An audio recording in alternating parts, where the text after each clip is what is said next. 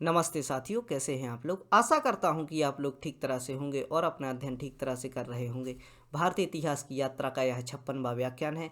इसके अंतर्गत हम आंग्ल सिख युद्ध के बारे में अध्ययन करेंगे।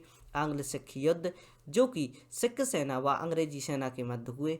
और लेक्चर प्रारंभ करने से पहले हम थोड़ी सी जानकारी देखते हैं। हम देखते हैं कि जो आंग्ल सिख युद्धों की शुरुआत थी वह राजा रणजीत सिंह की मृत्यु के बाद होती है। और राजा रणजीत सिंह के बारे में हम जानकारी लेते हैं और समझने का प्रयास करते हैं कि जब तक इनका शासनकाल रहा, इनके शासनकाल के दौरान जो अंग्रेज थे वह इनकी सीमा में दाखिल नहीं हो सके, क्योंकि इनका जो शासनकाल था, इनकी जो युद्ध नीतियाँ थीं और सेना का जिस तरह इन्होंने विस्तार किया हुआ था, उस तरह से किसी भी जो साम्राज्य था उसका यहाँ पर आक्रमण करना असंभव था। आइए जानने का प्रयास करते हैं राजा रणजीत सिंह के बारे में। चलिए देखते हैं। रणजीत सिंह कालांतर में सिख धर्म 12 मिसलों में बटा हुआ था। हम देखते हैं कि जो सिख धर्म है वह मिसलों में बटा हुआ था, जिनकी संख्या थी 12। उसमें से सबसे महत्वपूर्ण जो मिसल था उसका नाम था सुकरचकिया। सुकरचकिया मिसल। इस मिसल का प्रमुख महासिंह हुआ करता था और महासिंह के घर में ही राजा रणजीत सिंह की जो जन्म होता है। और हम देखते हैं कि इनका जन्म 13 नवंबर 1780 ईस्वी में होता है। 1792 ईस्वी में महासिंह की मृत्यु हो जाती है। तब महाराजा रणजीत सिंह के लिए सुकरचकिया मिसल का प्रमुख बनाया जाता है। और हम आगे देखते हैं कि जिस प्रकार इनको 1792 ईस्वी में इनकी मृत्यु के बाद इनके पिता की मित्र जो कि महासिंह हुआ करते थे उनकी मृत्यु होती है। जब इनके लिए सुकरचकिया मिसल का प्रमुख बनाया जाता है तो यह एक शासक के रूप में उभरते हैं और हम देखते हैं कि किस प्रकार यह कार्य करते हैं। 1799 ईस्वी का समय होता है। रणजीत सिंह लाहौर पर अधिकार कर लेते हैं। अपनी योग्यता के चलते यह लाहौर पर अधिकार करते हैं। इस अवसर पर जमान शाह जो कि शासक हुआ करते थे रणजीत सिंह को राजा की उपाधि देते हैं। आगे हम देखते हैं कि लाहौर को रणजीत सिंह ने अपनी राजनीतिक राजधानी बनाया था।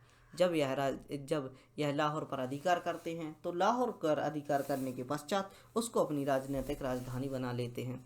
इसके बाद हम देखते हैं कि जो सिख धर्म का प्रमुख केंद्र अमृतसर हुआ करता था, अमृतसर में भंगी मिसल हुआ करता था। इससे यह जो अमृतसर होता है वह छीन लेते हैं और जो कि अमृतसर होता है उसको अपनी राजधानी बनाते हैं। जसवंत राव युद्ध में पराजित हो जाता है। हम देखते हैं कि इसी समय पर जो जसवंत राव हुआ करते थे उनके साथ जो अंग्रेजों के साथ इनका डिस्प्यूट होता है और उसी डिस्प्यूट के चलते यह पराजित हो जाते हैं। पराजित होने के बाद यह भागते हुए रावी नदी के किनारे पहुंचते हैं।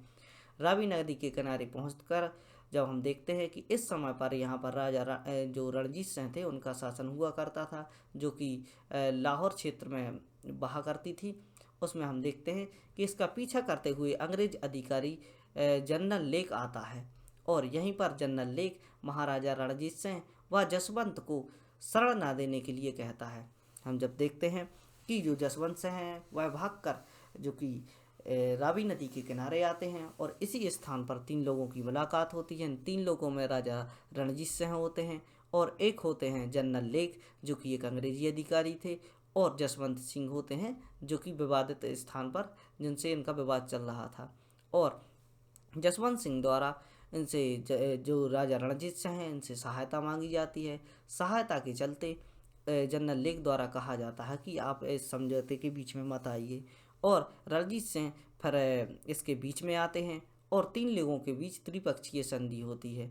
हम देखते हैं कि राजा रणजीत सिंह और जो जनरल लेक होते हैं इनके बीच में एक समझौता होता है। इस संधि में सतलज नदी के दोनों राज्य की सीमा मान लिया जाता है। जब यह संधि होती है तो जो क्षेत्र होता है सतलज नदी का क्षेत्र अंग्रेजों द्वारा कहा जाता है कि जो कि एक्सपेंशन करते आ रहे थे रणजीत सिंह और इनके लिए यह एक बार्गेनिंग करते हैं, एक मांग रखते हैं कि जो रावी नदी का जो सतलज नदी का जो हिस्सा है उसका जो पूर्व का क्षेत्र है वह अंग्रेजों की सीमा माना जाएगा और रावी नदी के दूसरा जो हिस्सा है दूसरे उसके उस पार का जो हिस्सा है जो कि पश्चिम का हिस्सा है वह पंजाब का हिस्सा रहेगा। और देखते हैं हम लुधियाना में अंग्रेजों ने एक सेना रखी ताकि रणजीत सिंह आक्रमण ना कर सकें। इनको डर था कि जो राजा रणजीत सिंह हैं किसी न किसी दिन अंग्रेज़ों पर आक्रमण कर देंगे। इसी के चलते इन्होंने अपनी सेना लुधियाना में डिप्लॉय कर दी। सतलज नदी के पूर्व के हिस्से में अंग्रेजों के कब्जे में आ गए। जो इनके पूर्व के हिस्से थे वह अंग्रेजों के कब्जे में आ चुके थे, क्योंकि जो पूर्व के हिस्से थे यहाँ के शासकों पर यह निरंतर आक्रमण किया करते थे और उनको कैप्चर कर चुके थे। अब इनकी जो नीति थी राजा रणजीत सिंह के जो जो शासनकाल हुआ करता था इनके स्थान पर थी। चूँकि यह बहुत ही प्रमुख शासक और लड़ाकू होने के कारण इनसे यह युद्ध नहीं लड़ सके, अतः इनको इंतजार करना पड़ा। और यह इंतजार कर रहे थे कि कब इनकी मृत्यु होती है, कब इनका शासनकाल जो कमज़ोर होता है। कमज़ोर होते ही यह अपनी नीति है जो वह नीति उस राज्य पर इम्पोज कर देते थे और उसको कैप्चर करके अपने उपनिवेश का हिस्सा बना लेते थे। और हम आगे देखते हैं इनके बारे में। चार्ल्स मैककॉक एवं रणजीत सिंह के बीच 1809 ईस्वी में अमृतसर की संधि होती है। हम देखते हैं कि बारंबार जो अंग्रेज होते हैं वह थोड़ा सा युद्ध करते हैं और उसके बाद संधि करते हैं, और संधि के अनुसार थोड़ी थोड़ी सी करके जो कि क्षेत्र होते हैं उन पर अपना अधिकार स्थापित करते जाते हैं। इस प्रकार हम देखते हैं कि 1809 ईस्वी में एक संधि होती है और इस संधि में निम्न बातें थी। इनको हम देखते हैं कि रणजीत सिंह ने अफगान के शासक शाह शुजा से कश्मीर संरक्षण प्राप्त कर लिया था। जो राजा रणजीत सिंह थे वह अफगानिस्तान के जो शाह शुजा होते हैं, शाह शुजा को डर था कि अंग्रेज इनके शासनकाल पर अधिकार न कर लें, वहाँ पर युद्ध न छेड़ दें, इसलिए शाह शुजा होते हैं वह रणजीत सिंह को कश्मीर संरक्षण के लिए दे देते हैं। इसी दौरान शाह शुजा उपहार स्वरूप इनके लिए कोहिनूर हीरा देता है। जब हम देखते हैं कि जो यह शाह शुजा का जो शासनकाल होता है कश्मीर पर होता है, कश्मीर को जो शाह शुजा होता है वह रणजीत सिंह के लिए दे देते हैं और उपहार स्वरूप कोहिनूर हीरा पंजाब के क्षेत्र में यानी रणजीत सिंह के पास पहुंच जाता है। और हम आगे देखते हैं कि 1835 ईस्वी का समय होता है जब लाहौर से 40 किलोमीटर दूर फिरोजपुर नगर में अंग्रेज़ों का आक्रमण हो जाता है। और इस आक्रमण के चलते हम देखते हैं कि जो फिरोजपुर था, फिरोजपुर पर शाह शुजा के मित्र मोहम्मद शाह का शासनकाल हुआ करता था। अब हम देखते हैं कि जो शाह शुजा थे इनके मित्रतावंत संबंध थे वह राजा रणजीत सिंह के साथ होते थे। अतः जब मित्र पर संकट आता है तो इस संकट के चलते इनकी जो जानकारी है रणजीत सिंह के पास लेकर जाते हैं इसकी गुहार। और इस प्रकार हम देखते हैं कि शाह शुजा, रणजीत सिंह और अंग्रेज अधिकारी ऑकलैंड के बीच 1838 में एक संधि होती है। अपने मित्र को बचाने के लिए शाह शुजा रणजीत सिंह के पास जाते हैं, तो शाह शुजा रणजीत सिंह ये दोनों मध्यस्थता करते हैं और अंग्रेज अधिकारी ऑकलैंड से 1838 में एक त्रिपक्षीय संधि करते हैं। और इसके बाद 1838 में हम ये देखते हैं कि जो संधि होती है, इस त्रिपक्षीय संधि के बाद 1839 ईस्वी में एक घटना होती है कि रणजीत सिंह की मृत्यु हो जाती है और यहाँ से जो कि ये जो साम्राज्य का पतन प्रारंभ हो जाता है, जो सिख साम्राज्य का। हम आगे देखते हैं कि रणजीत सिंह खालसा के नाम से इनके बारे में थोड़ी सी जानकारी। जो रणजीत सिंह वह खालसा के नाम पर प्रशासन किया करते थे। जो खालसा या खालिद शब्द बहुत ही जो कि सिख धर्म में बहुत ही महत्वपूर्ण है। सिख धर्म के बारे में हमने जो लेक्चर दिया है उसके बारे में आप देख सकते हैं कि इसके बारे में जो भी किस प्रकार यह खालसा का इस्तेमाल किए करते थे और अपने धर्म को एक रूप से संगठित किया हुआ था। और इसके बाद हम देखते हैं कि जो इनका साम्राज्य था वह 4 सूबों में विभक्त था। एक था लाहौर, दूसरा था मुल्तान, तीसरा था कश्मीर और चौथा था पेशावर। बहुत ही बड़ा क्षेत्र हुआ करता था। रणजीत सिंह ने अपनी सेना का संगठन 2 प्रकार से किया था। जो इनकी सेना था उसका संगठन 2 प्रकार से तैयार किया था। दोनों प्रकार को हम समझने का प्रयास करते हैं कि फौज एक खास जो कि नियमित सेना हुआ करती थी। नियमित सेना वह होती है जो स्थायी रूप से किलेबंदी या इनके साथ चलने का कार्य करती है। जहाँ भी यह युद्ध होते हैं नियमित रूप से यह सेना साथ होती थी। फौज ए बेक बाद यह जो सेना होती थी यह अनियमित होती थी। हम देखते हैं कि बहुत से जो राजा हुए उन्होंने अनियमित प्रकार की सेनाएं रखी थी। इसी प्रकार जो रणजीत सिंह भी होते हैं जो कि अपनी जो अनियमित सेना रखते हैं। जब भी युद्ध की सूचना मिलती है, इस सूचना के चलते जो कि लड़ाकू सैनिक होते हैं उन सैनिकों के लिए तैयार किया जाता है और सेना में भर्ती कर लिया जाता है। आज के समय पर भी हम देखते हैं कि जर्मनी में जो भी युद्ध होते थे, युद्ध के समय पर वह आम जनता को सेना के रूप में वर्दी पहनाकर सामने खड़ा कर देते थे। इसी प्रकार की जो नीति है यहाँ पर हम देख सकते हैं। रणजीत सिंह की मृत्यु के पश्चात उसका पुत्र खड़क सिंह पंजाब का शासक बनता है। हम देखते हैं कि ये थोड़ी जो लाइन है इनको समझने वाली है, आप आराम से समझिए इनके लिए। देखते हैं कि खड़क सिंह जब शासक बनता है तो 1840 में खड़क सिंह की मृत्यु हो जाती है। 1839 में इनकी मृत्यु हो जाती है और 1840 में जो इनके उत्तराधिकारी खड़क सिंह हैं इनकी मृत्यु हो जाती है। मृत्यु के पश्चात अब जो कि जो इनकी पत्नी थी चांद कौर, इनकी एवं रणजीत सिंह के पुत्र शेर सिंह के बीच एक युद्ध होता है। उत्तराधिकार के चलते पारिवारिक युद्ध होने लगते हैं। जो पारिवारिक युद्ध होते हैं इनमें इनकी जो पत्नी होती हैं खड़क सिंह की चांद कौर, उनकी मृत्यु हो जाती है। अब हम देखते हैं कि जो शेर सिंह होते हैं वह शासक बनने के लिए तैयार होते हैं और शेर सिंह की मृत्यु अजीत सिंह द्वारा कर दी जाती है। इस प्रकार हम देखते हैं कि अजीत सिंह ने शेर सिंह को मार डाला और अब जो कि शासक बनना था किसके लिए, अजीत सिंह के लिए, और अजीत सिंह शासक न बनकर अपने भाई दिलीप सिंह के लिए राजा बनाते हैं। और हम देखते हैं कि रणजीत सिंह की पत्नी जो कि छिंदन हुआ करती थी, जो कि दिलीप सिंह की माता हुआ करती थी, वह संरक्षिका बनती हैं। दिलीप सिंह इनकी माता छिंदन जो कि संरक्षिका बनती हैं और रणजीत सिंह के पुत्र दिलीप सिंह राजा बनते हैं। आगे हम देखते हैं। अब यहाँ से आंग्ल सिख युद्धों की शुरुआत होती है और इस समय पर राजा थे दिलीप सिंह।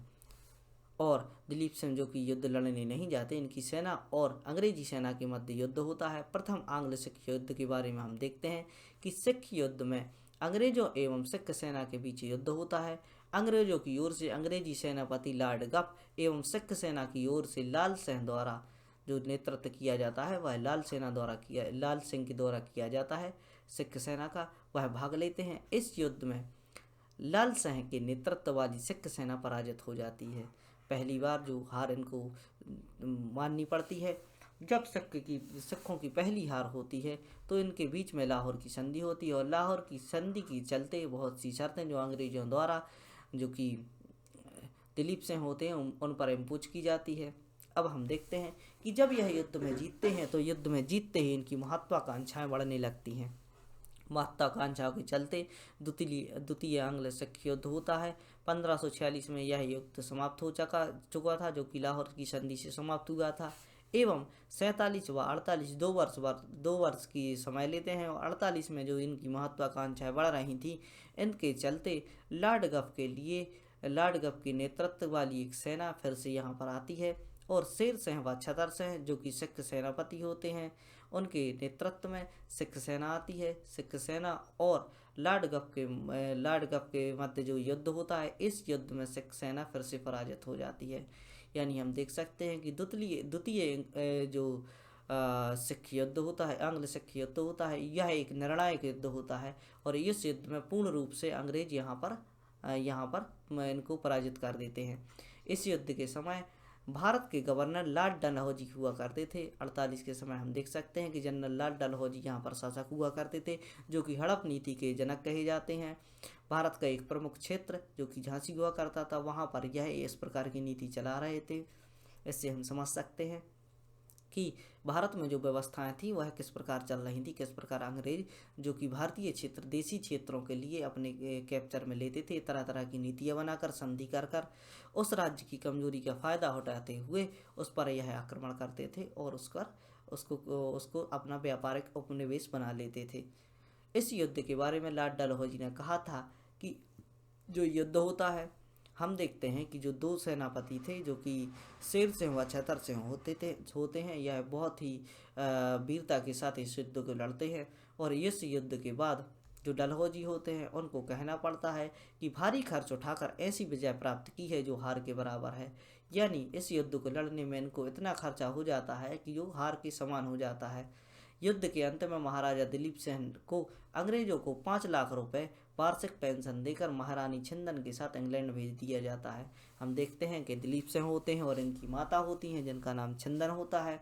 इन दोनों के लिए 5 लाख रुपए की वार्षिक पेंशन देकर इंग्लैंड भेज दिया जाता है और इस प्रकार पंजाब का अंग्रेजी शासन में विलय कर लिया जाता है। यहाँ हम एक थोड़ी सी नीति समझ सकते हैं कि जो ब्रिटेन में थी वहाँ पर कॉन्स्टिट्यूशनल मोनार्की थी, जो कि महारानी वहाँ पर शासन कर रही थी। अतः यहाँ के जो शासक हैं उनके लिए इस प्रकार की संधि करके वहाँ पर भेजा जाता था कि इन्हें स्वयं आत्मसंज्ञान से संधि करके इस क्षेत्र के लिए अंग्रेजों को सौंपा है। अतः यह वहाँ पर अपनी रिस्पेक्ट बनाने के लिए इस प्रकार के कार्य किया करते थे। और यहाँ पर जो भारत में का क्षेत्र था, यहाँ पर उपनिवेश के लिए यह भारी मात्रा में कच्चे माल की आपूर्ति जो कि ब्रिटेन के लिए होती थी वह करते थे, एवं वहाँ पर यह शो करने का प्रयास करते थे कि यहाँ पर संधि की गई है। और इस प्रकार की जो पेंशन वगैरह देने का कार्य है इनके द्वारा किया जाता था, ताकि देश विदेशों में यह सूचना ना फैले या ब्रिटेन की जनता को यह पता ना चले कि इनके द्वारा जो कार्य किए जा रहे हैं वह अनैतिक है। आइए अंग्रेजों की सामाजिक एवं आर्थिक नीति के बारे में भी थोड़ा समझने का प्रयास करते हैं।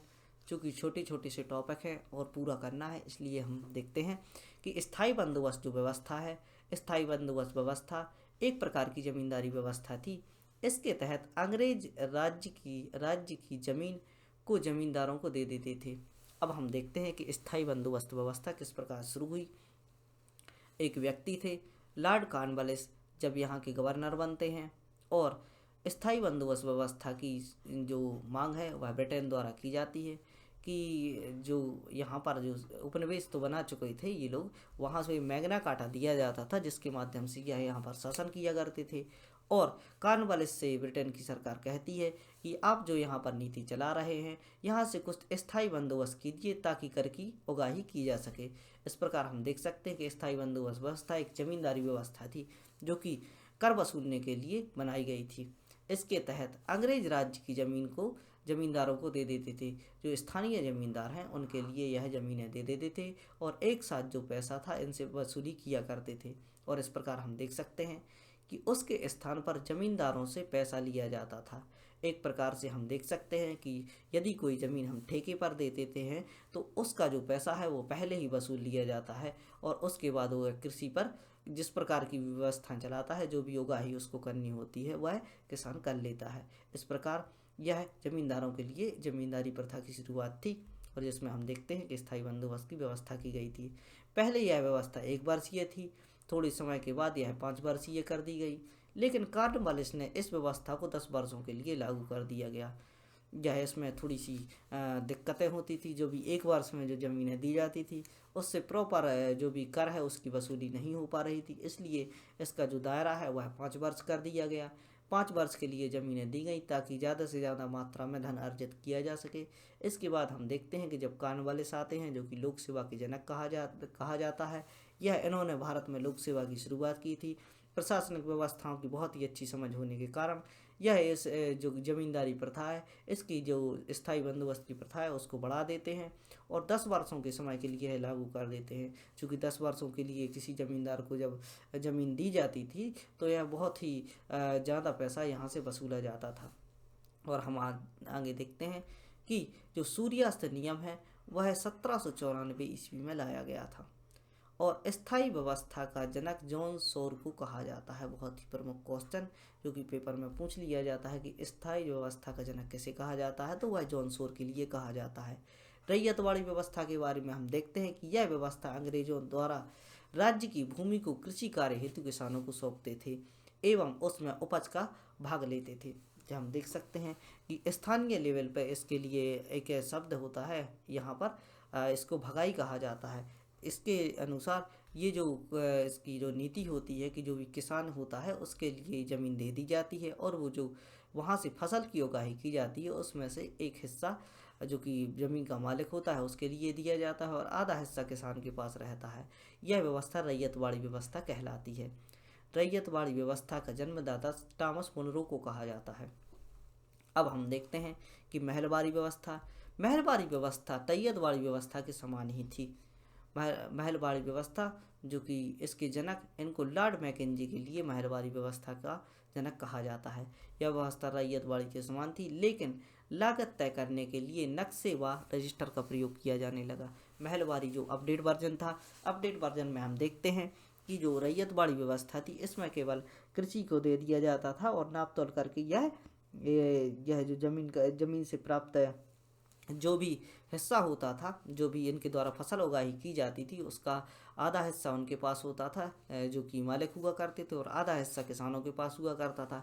इसमें भ्रष्टाचार देखे गए। धीरे धीरे हम देखते गए कि जो भी इनके द्वारा फसल की उगाही की जाती थी उसका पूरा हिस्सा इनके लिए नहीं दिया जाता था, इसमें से कुछ बचा लिया जाता था।